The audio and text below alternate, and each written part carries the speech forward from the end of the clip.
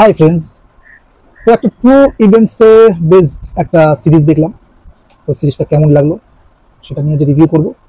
Death by lighting সিরিজটি এসছে নেটফ্লিক্সে, এতে আছে মোট 4টে এপিসোড। তো চলুন রিভিউ করি কেমন লাগলো। তো সিরিজটা কাটাছাড়া করার আগে তোমাদের কাছে একটা ছোট ঢুকে যারা যারা এখনো পর্যন্ত আমার চ্যানেলটিকে সাবস্ক্রাইব করেন তারা প্লিজ আমার চ্যানেলটিকে সাবস্ক্রাইব করে পাশে থাকা বেল আইকনটা প্রেস করে নোটিফিকেশন করে দাও, যাতে করে আমি যখনই মুভি রিলেটেড কোনো রিভিউ বা নিউজ বা গসিপ যাই দিই না কেন সেটা সবার আগে তোমাদের কাছে পৌঁছে।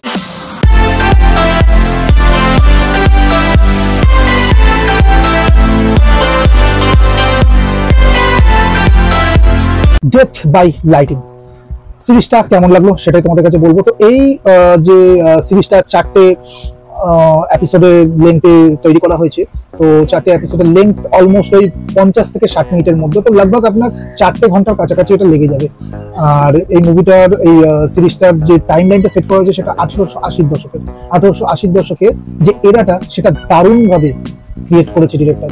আর আপনি যখন এই সিরিজটা দেখবেন তখন আপনার মনে হবে যেন টাইম মেশিনে করে আপনি 1880-তেই চলে গেছেন এবং আপনার সামনে লাইভ জিনিসগুলো চলছে, আপনি দেখছেন। মানে এতটাই বিলিভেবল হয়েছে, সেট ডিজাইন এতটাই ইম্প্যাক্ট করবে আপনার উপর যে আপনি চোখ সরাতে পারবেন, ঝা চকচকে। এবং তখনকার দিনের সমস্ত কিছু কেমন ছিল, ড্রেস থেকে শুরু করে চারিপাশে পরিবেশ সমস্ত কিছুকে এমনভাবে ক্রিয়েট করেছে আপনার কোথাও মনে হবে না যে কোথাও ফেক লাগছে। আমি বললাম না, আপনার দেখে আপনি বুঝতে পারবেন না কখন আপনি টাইম মেশিন করে 1880-তে চলে গেছেন। ইউনাইটেড স্টেট আমেরিকার বিশ্ব রাষ্ট্রপতি একজন হবে এবং সে কিভাবে হয়েছে তার আগের স্টোরি, তার তখনকার স্টোরি, যখন সে রাষ্ট্রপতি হচ্ছে সেই স্ট্রাগল, এবং রাষ্ট্রপতি হওয়ার পরে কি হচ্ছে এবং শেষ পর্যন্ত কি হচ্ছে, এই নিয়েই কিন্তু এই গোটা সিরিজটা।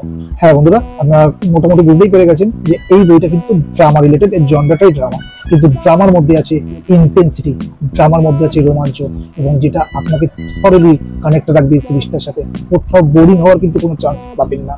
হতে পারে এই বইতে ঝাড়পিট মারপিট নেই, অ্যাকশন নেই কথায় কথায়, কিন্তু যেটা আছে সেটা হচ্ছে ইন্টেন্সিটি। আর আছে এই বইয়ে প্রত্যেকটা চরিত্রে, প্রত্যেকটা অভিনেতা অভিনেত্রীর দুর্দান্ত অভিনয়, যাতে করে আপনার কোথাও জিনিসটা দেখতে বোরিং ফিল তো হবেই না। আর এই প্রত্যেকটা ক্যারেক্টারের সাথে আপনি এমনভাবে জুড়ে যাবেন যে আপনি শেষ পর্যন্ত এই মুভি সিরিজটা দেখে ছাড়বেন, এবং এই সিরিজটা যখন শেষ হবে আপনার ভিতরেও একটা ইম্প্যাক্ট ছেড়ে যাবে। রাষ্ট্রপতিকে নিয়ে গল্প, তখনকার দিনের আমেরিকার যে পলিটিক্স সেটাও কিন্তু খুব সুন্দরভাবে ডিরেক্টর এখানে তুলে ধরার চেষ্টা করেছে। ট্রু ইভেন্টস এর বেস্ট, কতটা সেই সময়কার ঘটনা সে দেখাতে পেরেছে, কতটা কি সেই সময়কার সবকিছুকে তুলে ধরতে পেরেছে সেটা তো আমরা বলতে পারবো না, কিন্তু ওভারঅল আমরা যখন সেটা দেখছি এই সিরিজটা আপনারা ফ্যামিলির সাথে দেখতে পারবেন না, কারণ এই বইতে নিউডিটি আছে। এই ছিল আমার রিভিউ একটা সতর্কতা, এই ছিল আমার ওভারঅল এই সিরিজটাকে নিয়ে একটা ওভারঅল রিভিউ। তোমাদের রিভিউটা কেমন লাগলো তোমরা কমেন্টস করে জানাও। আর যারা যারা এখনো পর্যন্ত এই সিরিজটাকে দেখে কমপ্লিট করে ফেলেছো তারাও কমেন্টে জানাও যে তাদের এই সিরিজটা কেমন লেগেছে। তো দেখা হচ্ছে নেক্সট একটা মুভি বা সিরিজ নিয়ে একটা রিভিউতে। ততক্ষণ সুস্থ থাকো, ভালো থাকো আর দেখতে থাকো। চলো রিভিউ করি।